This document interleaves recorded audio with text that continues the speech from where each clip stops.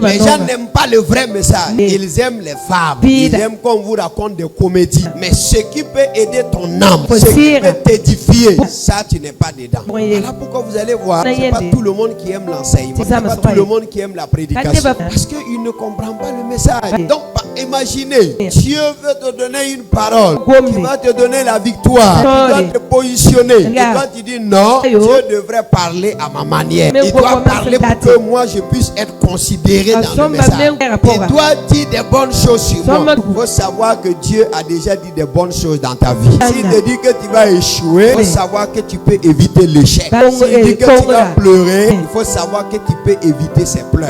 Lorsque tu entends ce que Dieu dit, c'est de pouvoir plaider, demander à Dieu de te pardonner, de te faire grâce. C'est quel péché j'ai commis? Seigneur, pardonne-moi. Il arrive de fois que je peux mettre dans ma tête, aujourd'hui si je viens à l'église, voilà ce que je vais prêcher. Et j'arrive à l'église et le Saint-Esprit me donne le message qu'il veut que je prêche. Je dois l'obéir. Je ne dois pas dire non, Seigneur, c'est déjà fait. Même à 5 minutes, Dieu peut te donner le message qu'il veut que tu donnes. Voilà pourquoi vous allez voir, le prophète est différent des autres ministres. Parfois vous pouvez faire une conférence, vous donnez un message thématique et vous dites un prophète de traiter. Soit il le traite, soit Dieu va l'utiliser à dire autre chose. Il faut s'attendre à autre chose. Ça se passe aussi parfois dans la vie des pasteurs. Ça se passe parfois dans la vie des évangélistes. Ça se passe parfois dans la vie des apôtres. Tout messager de Dieu n'a pas lui-même son propre message. C'est le message de Dieu.